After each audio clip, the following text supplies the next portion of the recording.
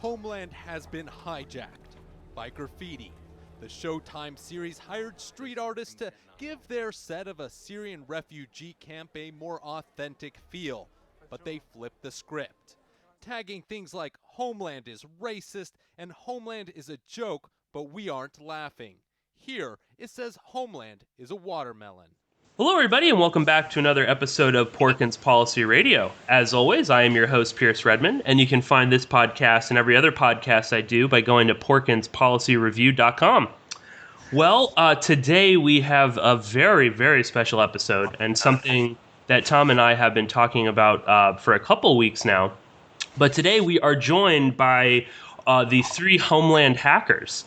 And for anybody that has been living under a rock and hasn't been paying attention to Tom and I's Homeland series, of course, you'll have to know that back in episode 2 of season 5, which was entitled The Tradition of Hospitality, much of that episode took place in what was supposed to be Beirut in Lebanon. And in this, of course, in this refugee camp, there was a ton of graffiti all over, walls and courtyards and things like that. And, we watched the episode, not a big deal. There's some interesting stuff in there. And I'm sure most people just didn't, just sort of saw the graffiti and went, oh, yeah, it's graffiti. Well, about a day later, it was revealed, I believe it was on Heba's website, that the graffiti had been hacked, so to speak. And there were, things like Homeland is racist. I know Tom's favorite, Homeland is a watermelon. That was written as well. A bunch of Black Lives Matter, which I really loved. And I don't know, insanity ensued, and the Homeland production didn't know what to do, and it became a huge, a big story. It was covered like on everybody from CNN to John Oliver covered it. But anyway. Tom and I have invited on the three Homeland hackers, and these are Don Carl, Heba Amin, and Karam Kopp. So thank you all so much for joining us. Hello. Nice to meet you. Hi. Hello. Sure. Awesome. Well, I think maybe before we get into this, why don't you just all quickly kind of introduce yourselves and give us a little bit of your bio and what you do, and I don't know. We'll start with you, Heba. Okay, sure. I'm a visual artist, and I am an assistant professor based in Cairo. I teach at the American University in Cairo, and I go back and forth between Berlin and Cairo. Excellent. And Karam, give us a little bit of your background. I'm a graphic designer and cultural producer based also between Berlin, Cairo, and various other cities around the Mediterranean. And yeah, that's me. Awesome. And Don? I'm a publisher, graffiti artist, and do cultural projects and exhibitions around street art and graffiti. All right, excellent. Well, as we were saying, this was something that Tom and I were ecstatic about when it happened. We not only did we think it was hilarious, but we also just loved the idea of hacking the show that Tom and I have spent quite a bit of our time studying over and watching and analyzing. So I guess, our first question to the three of you is, how were you all chosen to work on episode 2? I know that there have been previous episodes of Homeland that were supposed to be in Lebanon. They filmed in Tel Aviv, but this one was actually filming in Berlin. But give us an idea of how were you guys approached by a producer? Was it through a third party? Give us the background on how you got chosen to work on this. Yeah, so that was actually me who was contacted by the Homeland set designer company from Potsdam. And they called me up and one day in my office, and they asked me, we're looking for Arabian street artist, and we heard you're an expert of it. So they asked me if I can help. So they Googled Arab graffiti and my name, and since I have done a lot of projects in this field and the book about it, my name came up, and then they called me in the office. And then Karam and Heba, how did you get involved? Well, Well, I Don and I have been but working. I'm here first. Go for it. Okay. Don and I have been working together since about 2012. So after a lot of people turned down the job for, let's say, ethical reasons, Don got in touch with me, and we quickly got started about our own got started talking about our own ethics and what they could contribute, let's say, to the show. After which, I'll let Heba take over. Yeah, I think I was the last person to come in on this project, and Karam had actually sent me a text message about it, and then I got some more details from Dawn. And then the three of us quickly got started talking about the possibility of using subversive graffiti, because the three of us feel very strongly against this show. And we decided, let's at least meet with them and see what this setup is and see what the possibility of that is. And let me say, I mean, I think that's a pretty, brave and ballsy move, because I think a lot of people, I think if Homeland approached Tom and I about doing something, we probably would have just told him to fuck off or something like that. But, it's, it is very cool that you guys were, thinking, okay, well, how can we, what can we do in terms of that? And maybe you can give us a little bit about, what were the initial meetings like when you were first discussing it with the producers and whatnot? So my first reaction was also like to hang up, but I didn't. So I was thinking what actually could be done with this. So they sent some samples by email of what kind of stuff they wanted, and already in the emails I saw a lot of graffiti from friends of mine in Beirut and others that were just unrelated to anything which happens in Lebanon. But I forwarded it to Karam and Heba when we started to discuss, so they can more explain what they saw in them and how the meetings went. I mean, we only had one meeting with them. And that meeting was basically to see like what the setup of the contract and all this stuff was. And in that meeting, they brought photographs with them. And it was with me and Karam, and they showed us the photographs. And Karam and I were kind of quickly confused by the content of the material they gave us, because it just so happened that the graffiti they showed us was Bashar Assad graffiti, which obviously would not appear in a refugee camp of Syrians running from Syria. So we confronted them with this, and we asked them, I mean, do you know what this material is? Do you know that this is pro-Bashar Assad graffiti? And they actually had no clue, and they found it very strange that whoever, their consultant would give them such material. So already from the beginning, we realized that they were kind of clueless with what it was that they wanted. And then I don't know, Karam, if you want to add to that. And then basically they told us, realizing what they were showing us, that we should start researching our own graffiti, which we did. I mean, we got in touch with a lot of friends and relations and asked them to send us ideas, basically, which were never checked and never looked at. And so we ended up with a nice selection of slogans, of sayings, of quotations, proverbs that we fully intended to use on the set if we had to. I mean, interestingly, even before that, I mean, they never really told us exactly what they wanted. They kind of left it up to us. They just told us, we don't want it to be too political. We don't want you to copy these images because we're afraid of copyright. Writing things like Muhammad is the greatest is okay, of course. Those were the suggestions that they were giving us. And beyond that, there really wasn't much more information that they told us. So that's why we kind of flew with it, And then we also realized that they didn't have a contract for us to sign. So this was all kind of verbal and email agreements with them. But there was nothing that specified exactly what it was that we were writing. So we realized immediately that it was a golden opportunity to kind of fly with it. Yeah, I mean, that's what sort of struck me and Tom from the beginning, was that it just seemed like no one really cared. Tom and I sort of, in the episode when we discussed this, we were just saying, I mean, to the producers, it's just a bunch of squiggly lines. There's no relevance to anything.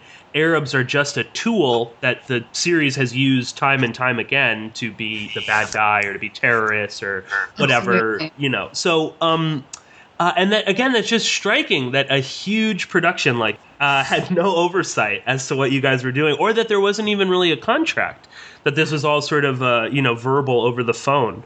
Well, and can I just jump in and ask, did they even specify what language the graffiti had to be in?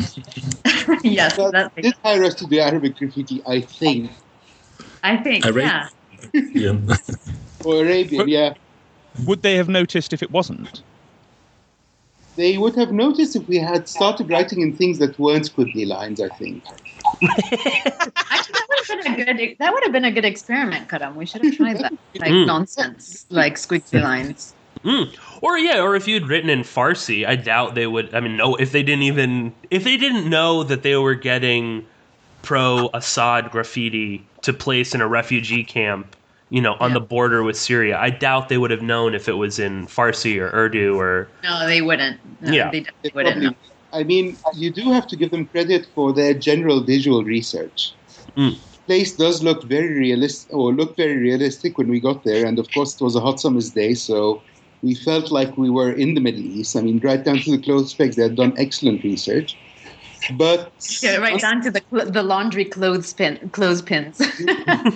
But, I mean, when it came to the content of what they were displaying very anachronistic film posters together with modern film posters, together with things that would never appear in the same visual space. So some of it was very strange to go through. It was they had like a Kafka Kafka poster that was just translated in Arabic, which was very bizarre. Along with like Egyptian film posters. Yeah. They just had a wide, strange, range of material, and because it was just written in Arabic. I mean, there was a slight Twilight Zone feel to the place, quite honestly. Oh, yeah, I can only imagine. And again, I think people are really going to be surprised by that, because a lot of people look at this show and say, oh, it's so accurate. There's so much, detail that goes in. And obviously, I mean, they've got former or current CIA advisors helping with storylines and adding in little tidbits and things like that. But to then see that, they've got a Kafka poster in Arabic and then, a Egyptian movie poster here and then all that other stuff. But I mean, that's not to say that those things don't exist. They do. It's just that it's strange to find them in a so-called refugee camp. I don't know. It may or may not be there, but it was just kind of a strange collection of material. Right, absolutely. Well, what was it actually like on set when you got there? Explain that a little bit. Were you basically kind of left to your own devices? Was there anyone with you, with like a producer or an assistant director, a second unit director? Was anyone watching over you, or were you basically allowed to just kind of do whatever you wanted? Yeah, there was no one looking. I mean, basically, the set designers, were really frantic because they had to finish the set in 2 days because they were filming on the third day. And it was a really difficult set, and under really harsh conditions. Like Karam was saying, it was really hot. It's at this kind of former factory space. They're bringing in all this rubble. So it was kind of a hard space to work in. And they needed to finish. They were stressed out. So basically, when we first arrived, they just pointed out the spaces that they wanted the graffiti. And they kind of told us in detail, like where the camera was going to be. So the camera's going through this alleyway, there's going to be a close up here. So we want something on this wall. So they basically pointed out the kind of most significant areas that needed graffiti. And then beyond that, they're just like, fill the space, here are the paints and just do whatever you want. And from that moment, nobody, followed up. Nobody even asked us out of curiosity what it was that we were writing. Well, actually, they did a couple of times, but at the time we were writing things that were harmless, so we could answer honestly what we were writing. Yeah, and we were at least I was a bit timid at first because I was like kind of uncertain about the situation. So we started off with the proverbs that we had that were a bit more ambiguous, that like, in case they did ask us. I don't remember anyone asking me, Karam, but people asked you. Yeah, people ask me. I must look a lot more suspicious than you do.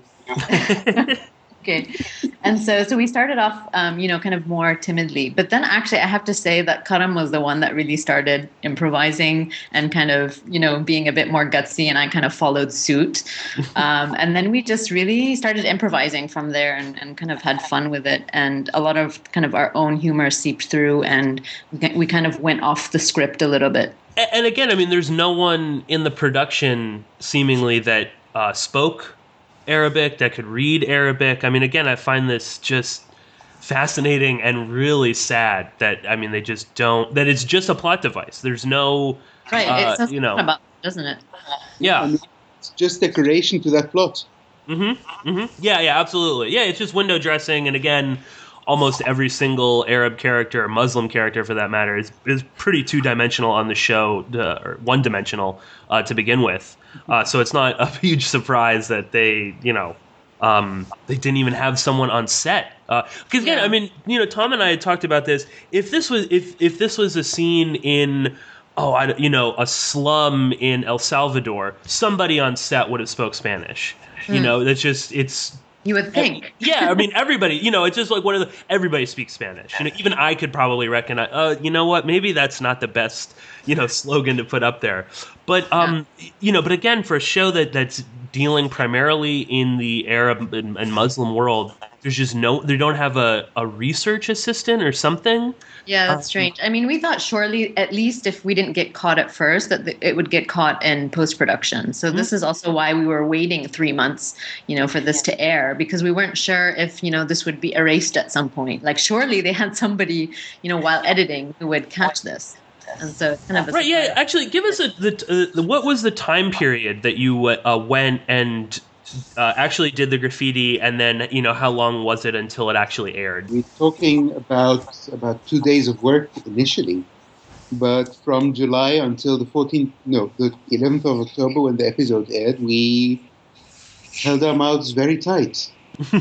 So yeah, I think in that time we actually told maybe one or two persons what we had done, and even then we just alluded to it. I do remember one scene where Don and I were sitting on a riverside and talking about this, and a friend of ours who later ended up writing about this was looking at us, what are these guys talking about? And we were also kind of caught off guard, weren't we? Like when it first aired, like we had talked about preparing a statement and airing it right after the episode, and in fact we hadn't prepared anything. And then the episode aired, and I don't know who caught it. Was it Karam? Was it you or Dawn? I can't remember. Karam found the graffiti. Right, Yeah. and then Karam sent me screenshots of the graffiti, and I was in the airport in Vienna, and then we're like, oh no, like we need to write our statement quick, and so we put together the statement and posted it, like you said, on my website, and it was 3 days, I think, after the episode aired. It was Wednesday, yeah. And then within an hour of posting it and the three of us sharing it on social media, we started getting bombarded by media. That's all it took. Like initially we were talking about who do we send it to, what journalist friends do we have that could pass this along? And in fact, we didn't even need to do that. Oh, yeah. I remember just sitting at home and getting a tweet from a listener of mine, you're not going to believe this, and within seconds of you posting it. So it spread like wildfire. After it was revealed, did the show contact you? It seemed like at first they just sort of ignored it and pretended like it didn't even happen. And then later, Alex Gansa, the showrunner, creator, sort of gave this little flippant statement about how, we weren't bothered at all. We thought it was really great. This is great. Yeah. We're a subversive show, so it's great that these guys were, really subversive and, came in and blah, blah, blah. And it seemed like he had sort of been like, he had to, there's no, if he denounces it, then it's like, but what are you denouncing? This like anti-racist message, I know, we could just call racism, Yeah. I mean, I think we totally cornered him, which is what is hilarious about this, because like, what else could he really say? So I think it's hilarious that that was the only thing that they really could say. But nobody contacted us. We haven't heard from anybody from Homeland. It was really the only statement apart from some funny tweets they made.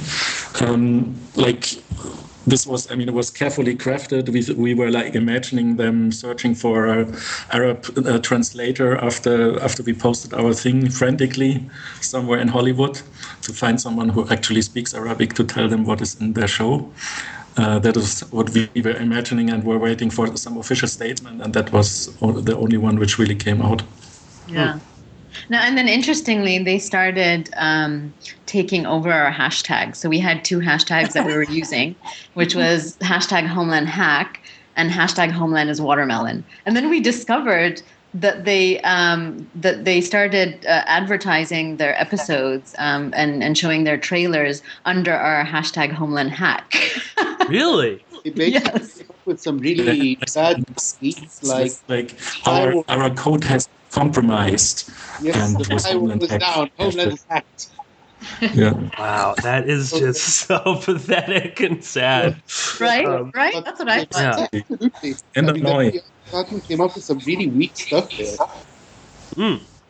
No, yeah, absolutely. No. It seems like they were genuinely caught with their pants down, and they didn't know how to react. And I mean, I would have loved to have been a fly on the wall for the production meeting with all of them. Like, what the fuck do we say? Do we say anything at all? But it's not just that; it's also the fact that they tried to boost themselves with it. This idea that Homeland is also a subversive show. Mm-hmm. Like we are also critical. Which is quite interesting, Oh yeah, and complete BS too. I mean, right. Yeah. So I guess this is sort of a general question, but I think it's important as well. But I mean, why did you do it? Why did you feel compelled to do this? And you can answer that however you like. I think for many reasons. I think for the three of us, we had kind of a common disgust towards the show. For me, even more so now. I don't know. I know for the rest of you too. Like we have a really hard time going over these episodes, and kind of watching them again. I haven't watched them since we've done this. I know Dawn has, gone through the excruciating pain of going through some later episodes so that we can kind of do our research. But I think for us, it's kind of part of this wider issue of how an entire region is represented and how shows like Homeland alter the perceptions of an entire population of people and convinces them to go to war, or it alters kind of the real world politics of a region. At least for me, this was kind of the important issue to bring up with all the media attention that it got.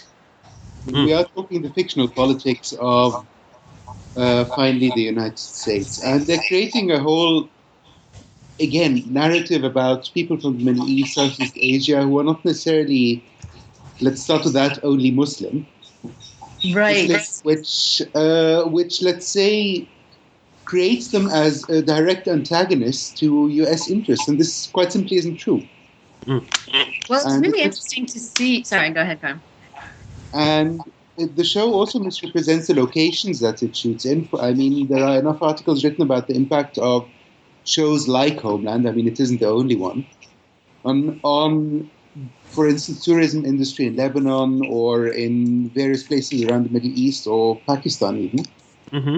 Even it paints people in very, let's say, bleak shades, and doesn't allow them to have a daily life outside their relationship with the show's protagonists, which of course makes for good drama, but simply doesn't represent people in a way that makes them look like human beings at the end of the day. Yeah. And even if you assume that a show like Homeland doesn't have to represent people, I mean, this is also the comment a lot of people have made, well, this is just fiction, this is just meant for the narrative. The point is that Homeland is not the only show that does this. So when you have an entire media and entertainment industry that does the same thing, then clearly people don't have, a clear picture of what the region is about and what the people are about, and it completely dehumanizes the entire region. Mm. Yeah, I think some people, many people found it really funny. Like, that was a reaction we got from everywhere. But we got also some comments who said, but Homeland, it's also critical to the U.S. Foreign policy, for example. And why it's to criticize it this way, it's maybe too much. But you would never get in, for example, in Beirut, who would question this series not being racist because it's so obvious. But for other viewers, they don't even realize it. So that was an important discussion we started, I think, to point out, because not everybody really saw it that way, I'm sure. Of the fans, even if they think it's fiction, they didn't see it as racist, Mm-hmm. And I thought to myself personally here, we started out to send out a very serious message and ended up making people laugh, which I love. I mean, the fact that Homeland is watermelon was kind of a viral one is great. We love that. Yeah. And Yeah, can you explain what is saying that in Arabic? How is that? I mean, it's a vernacular saying. It's kind of like saying something is baloney in American. Okay. Yeah. So it's a vernacular language, and it's used in many countries in the Middle East, in the Arabic-speaking world, to indicate that something is a sham, it's a joke. And so when Homeland is then also translated into Arabic, it kind of, the phrase is actually quite funny. And so the absurdity of it also in the translation also was quite successful, right? Because that was the intention of it. It's supposed to be absurd. Oh, and just also to comment, Don, you were just saying, that people think the show is critical of the United States. And indeed, perhaps in the first 2 seasons, there were hints of that. But, Tom and I have spent a pretty long time going over this show and focusing on it. And while there might be moments of that they're critical, eventually, at the end of the day, at the end of every season, ultimately, the CIA is the good guy. It is the hero. Yeah. And they manipulate you. And I think that they pulled a lot of people in, including myself, with the first season, where you're like, it's about a drone strike that kills a child, and that radicalizes this, mysterious Western soldier. But, all of that becomes meaningless in the face of these scary, shadowy Arab figures are going to bomb, everything, and only the good CIA, Carrie Matheson, can save the day. So I think that's, it's like a myth that the Homeland show uses. I mean, again, the show premiered the third or fourth season at the CIA headquarters in Langley. So I mean, it's not that anti-American.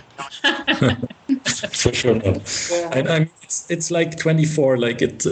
In 24 they didn't even tell you that torture is bad. In Homeland, maybe they hint to you that torture might be not the right way, but in the end, it turns out that it was the only way you could save the world, or to do something against a bomb attack. So they justify the means always.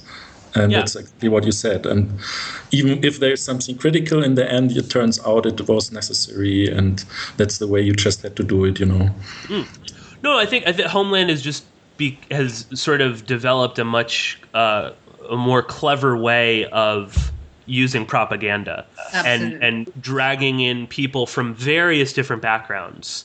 And slowly, and with more clever means, convincing people of either a political ideology that, all Muslims or all Arabs are, at heart, they're evil, or also, doing other, convincing people of, this is what that event really was about.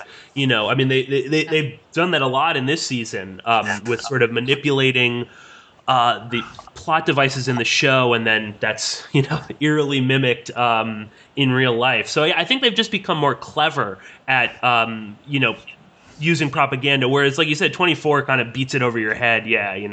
Jack Bauer is awesome, beating up some defenseless person because there might be a bomb is okay, whereas in Homeland, it's not really a good idea, but it works anyway, so screw it, it doesn't really matter. And we see how dangerous this is in the current media climate, right? It just kind of further, strengthens people's opinions, deeply flawed opinions of the region. And interestingly, it was actually quite interesting to see how our Homeland hack panned out in media, because as you can see, the three of us are quite diverse in our backgrounds, right?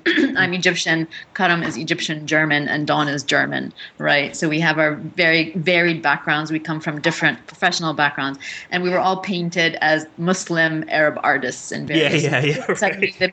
The narrative became about, showing the positive light of Islam or defending Muslims, when in fact we never even made that statement, right? So already the media was kind of, directing the narrative in that direction. And there were many times in which we kind of made a point to say that actually, we were trying to highlight the diversity. And so in fact, Karam and I put up a lot of random graffiti that represents these very, very different cultural contexts.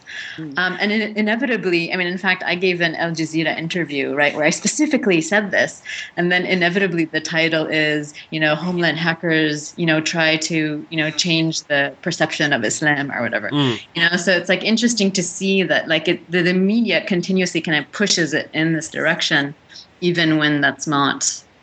It may be part of the narrative, but it wasn't. We didn't come out and say that. Well, and what else are they going to say? That's the sort of headline that they're just going to run with, no matter what. If it's about the Arab world, it must be about Islam. It must be about Muslims. That's what they do. Right. I don't know, Tom. Do you have any questions you want to jump in with? Well, I guess my only real point that I wanted to make is that I'm completely in favour of what you did here, and I suppose one reflection that I have now: are you at all worried about the CIA implication of this? Because you have kind of subverted and insulted, in some respects, their premier propaganda show. You have, I think, you have probably quite successfully pissed them off. Not that I'm saying that's a bad thing. I think that's a totally good thing to have done. I'm just saying, are you at all concerned? Brought that up. We hadn't thought about it that far. Right, yes, we have. I keep telling you guys to stop sending me stuff on Facebook. They keep sending me all these articles. And I'm like, you guys realize I'm the only one here with an Egyptian passport. I don't have the luxury. Stop sending me this stuff. Well, also you had mentioned in one of your episode, in one of your shows, that we are also working with Laura Poitras and her team at Point of Vision. So this kind of also then threw us into a whole nother, realm. Yeah. How were you approached by Laura Poitras? Yes. Yeah. She wrote us. And she, she mentioned that, that she's a character in this new season. They've obviously, shaped a character around her. They didn't even bother to give her another name, for God's sake. Yeah. Laura Sutton. Yeah. Exactly. Right. So she emailed us shortly after this thing went viral and asked us immediately if we had shot any footage of the set. And of course, Karam and I, very hastily, because we didn't want to make it too obvious, shot this very crappy footage of the set. And she commissioned us to make a film with it as a sort of statement, like she's producing it as a sort of statement. And so this is something we're still working on. And I guess, well, I mean, what this is sort of a, I don't know, narcissistic question or something, but what do you make of our podcast series on this? I know I've talked to Don, and sent him some links about, all sorts of stuff with The Intercept and some of the other things. But what do you make of our podcast series? And you can be brutally honest. No, it's really great, and it's helping us a lot with the research. Since Exactly. like, I'm the one who has to watch the episodes for our research, and never dissected the way you can, like you do. So it's really helping to understand the season, what is happening, because I see the show and I forget immediately what I saw, and then I listen to you guys and you explain to me again what it was about. So it's really helpful. And you guys are seriously influential in shaping our perception of the show. I also like the discussion you have about it. You discuss it from a point of view of policy, of plot. You take it apart. I mean, you actually do a very good job of this. Well, thank you. No, I for my part appreciated it a lot. I mean, after discovering your podcast, I sat there and thought to myself, okay, here's someone who likes visual politics. Well, I mean, if you like that, we also did I think like 2 episodes on, what was it, Tom, the 3rd and 4th season. So if you can bear through watching those are good podcasts as well. Well, I mean, I have to say that like I came across your show quite randomly. I can't remember how, but I was searching for something and I came across it and listened and was quite quickly captivated, and then sent it off to Karam and Don, and we all kind of started listening and commenting, and we were quite captivated by your show. So. No, well, thank you. I mean, that's such an honor. No, that's great to hear. That really is. Yeah. It's really one of the rare times I was motivated to leave a YouTube comment. Yeah, right. Yeah. Oh no, thank you. That's a great comment as well. A great honor. Yeah, no, I mean it's been a blast doing the series, and I mean just everything from this the hack to then getting to actually finally talk with you. I mean it's been just insane. And it seems like at least right now people are kind of getting a little bit more tuned in to what Homeland is doing. Yeah. And I think it's eerie. It's not just insane, and I think that's also what your podcast relays is the eerie resemblance, and somehow the fact that they're kind of one step ahead of real life is also, and the fact that we know that they collaborate with the CIA, and the fact that we know that they're promoting this propaganda, and that we're seeing. I mean, the thing is, this is also something we're facing as we're working on this film, because of course we're looking at a lot of material, and it's very eerie to kind of then see some of this stuff unfold in real life, and that somehow now we're also a part of this narrative. So it's become this very eerie kind of intertwining of reality and propaganda, and so now I kind of see media in this.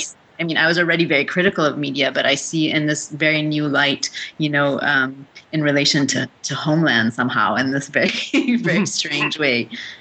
Yeah, no. I mean, the layers upon layers with Homeland, where they're, again, like you said, I mean, basically telling you, predicting events, sometimes days before they happen. I mean, the whole plot line in Homeland of the Russians blowing up a plane, and then like a day later, ISIS, quote unquote, blows up a Russian plane. I mean, yeah, in Egypt. Yeah, exactly. Yeah. I mean, it's unsettling. It's really unsettling. And I think because the show, it has so many parts where you just say, no, it's just stupid, and then you have this interrogation where they ask Laura if she, wants to see bombs going off in Berlin and Paris, and that she made it more likely. And then some days later, we have the bombs in Paris going off, and the CIA, boss of the CIA stating that it's the fault of Snowden. I mean, that's something really unsettling, if you work with the material at the same time, So I think we all were very shaken when the things in Beirut and Paris happened. And I was in Istanbul at the time, and I remember I was not able to contain my emotions anymore. Simply because it got very, very, very close to us. Yeah, absolutely. No, absolutely. And I think that's the power of this show, is that I think for a lot of people, they're watching the show and they're sort of subconsciously unaware of the memes and the ideas that are being implanted in their brain. And then they see a real world event take place, like say the bombings in Beirut or in later in Paris. Obviously, I mean the stuff going on in Egypt, and then suddenly they're just they're like, oh, I know exactly what's going on, and sometimes they're not even aware that that's because they saw it on Homeland, and that's something that Tom and I have obviously been discussing. But yeah, again, I think it just goes to show the level of complexity in all this, and again, just to reiterate this, the fact that you guys infiltrated that this whole production and sort of demonstrated how little if you already weren't aware of how little they care about the Arab world or the Muslim world or whatever, you really showed they care even less, because they just had absolutely no friggin' clue of what you all were doing. So again, I mean, it's just such a powerful event. And again, this is something, a lot of people on the internet talk a lot about, oh, this is bad, that's bad, we got to do something. But you three actually did do something. So my hat's off to you. And I don't know if I would have had the guts to, go on set and start putting up Homeland as a watermelon or all the other things. Well, thank you. Thank you. Go ahead. Tom, any quick last thoughts or?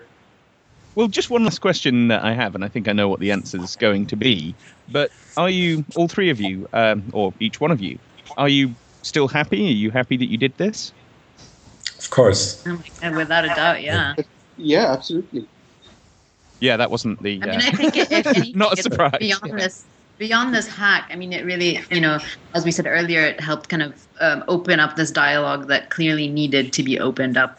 And in fact, interestingly, there seems to be, not necessarily just because of our hack, but just the timing of it, there seems to be a shift in the ways in which people are speaking in the media, and kind of going against the mainstream narrative. So now we've become part of that dialogue, and we're being invited to, conferences and, interviews and whatever, and it's giving us the opportunity to talk about these things. So, I mean, I think for us, it's been hugely positive. After the attacks on Paris in January on the Charlie Hebdo bullpen, there was this very strong pro-anti-Muslim polemic going on, mostly in social media, of people feeling they had to defend their culture, let's call it that. And this time around, the dialogue has been a lot more differentiated, which, again, is something that I think we may have played a little part in by making this comment. That it's not all as, and Heba, you will pardon me for this, black and white as it is painted in media. That people have been, in a way, reminded that they are very free to voice their own opinion without needing to defend anything. Yeah. And I think this is one of, and I was sitting in a cafe last month in Berlin, and someone was actually thanking me for doing the hack because it reminded them that they had a voice and they had an opinion. And this is, to me at least, much more important than the hack or the incident or whatever people are calling it. That for a short moment, people remembered, we have something to say, and we don't need to rely on media to say it. And it's a nice, let's say, impulse to have given. Yeah, exactly. Right, and if you only knew how kind of uncalculated this was, right? Because the three of us, none of us imagined that it would have such an impact, and none of us imagined that we would be able to get as far as we did. So in fact, it was quite improvised in many ways, and it just so happened the timing, the situation, the context, all kind of worked in our favor, and that had nothing to do with us, really. So we just took advantage of the opportunity. Yeah, and maybe to add, it's not only the media which shapes opinions. Of course, there's the mass media, and we are bombarded with certain propaganda and news. But it's also the people who shape opinions, or who have the opinions in the end. That's what we saw in the comments on the articles about our hack. And that's also something what Karen just said, which is important that you see you can actually do something or get your voice out. Well, again, I mean, I thank you all so much for coming on the show. Thank you for what you did in exposing how Homeland is a watermelon. And, just again, I mean, this is...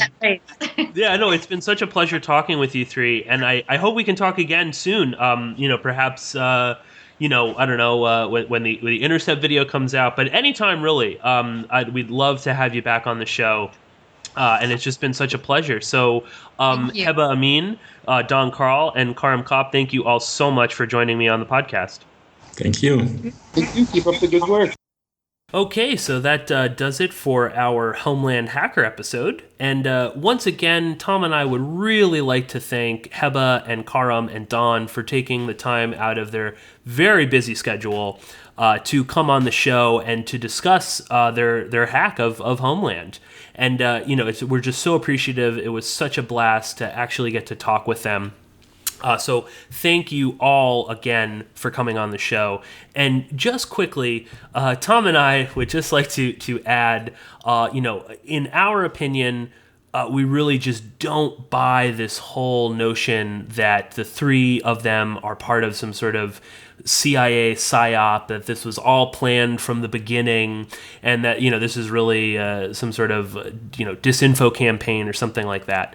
I know that a lot of people out there are probably going to disagree with us, and that's fine. And again, feel free to comment and, tell us how, you don't agree with that. But, having actually spoken with them both on Twitter, privately in emails and things like that, and also, again, just talking to them on the show, I just don't buy it at all, and neither does Tom for that matter. We just don't see it. I don't really get what the CIA would have to gain from having these artists come in and basically demonstrate how little they care about, the Arab world. And again, pointing out how racist the show is. I just don't really see, how the CIA would think that this was some sort of a good PR campaign for them.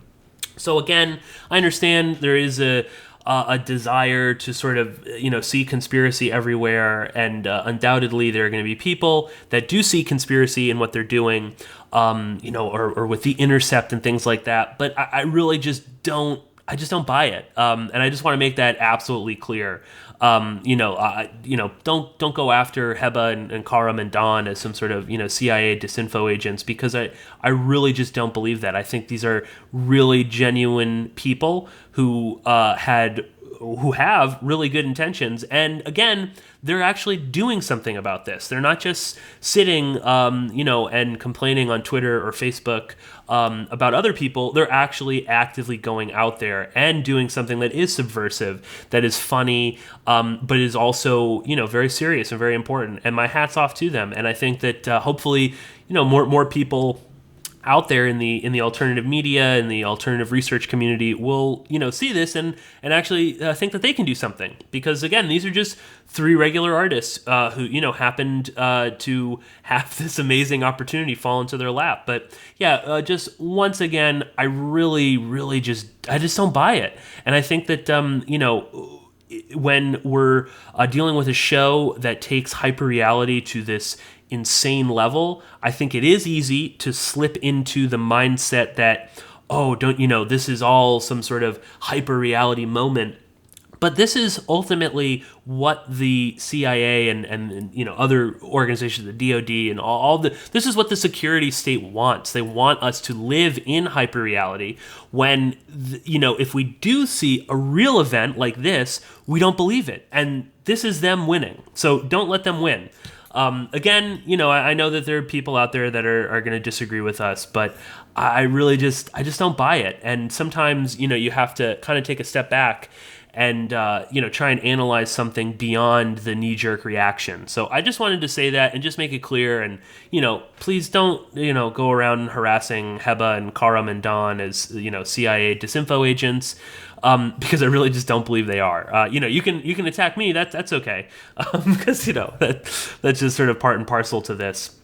And again, just to point out, as you're listening in that interview, the three of them are very open to what Tom and I are saying on our podcast. So these are people that their opinions aren't based on these sort of facts that are just sort of written in stone and you can't erase them. They're open to new ideas. They enjoy our series and they see, beyond, just the sort of typical, this is CIA propaganda. They understand that the show is much more complex and that there's more to it. I know that Tom and I had sort of floated that idea back when we heard that they were involved with the Intercept. But again, that's sort of our job. We're producing this media and we're asking those sort of questions, but we asked that question and just sort of left it there, and then informed our opinions after actually doing some more research, talking with them, and you shouldn't just sort of jump to conclusions all the time. I understand it's easy to do that, and that there are a lot of people out there that are willing to propagate these sort of ideas and encourage them. But again, I just wanted to state that Tom and I really don't buy it. And I guess that's it. And just that a person can make a mistake. A person can make an assertion and then reflect on it and change their opinion. And I think that's all I wanted to say. And just that really, I think these three people are incredibly genuine. Their intentions are pure.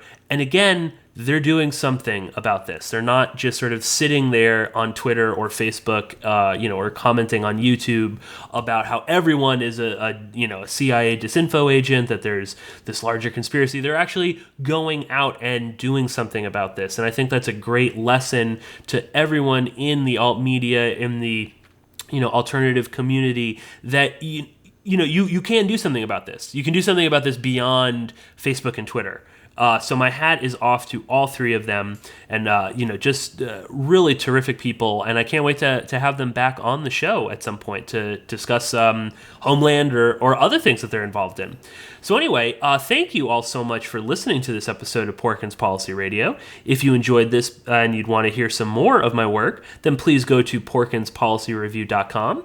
And there, of course, you can find every episode free for download. You can follow through the email blast function.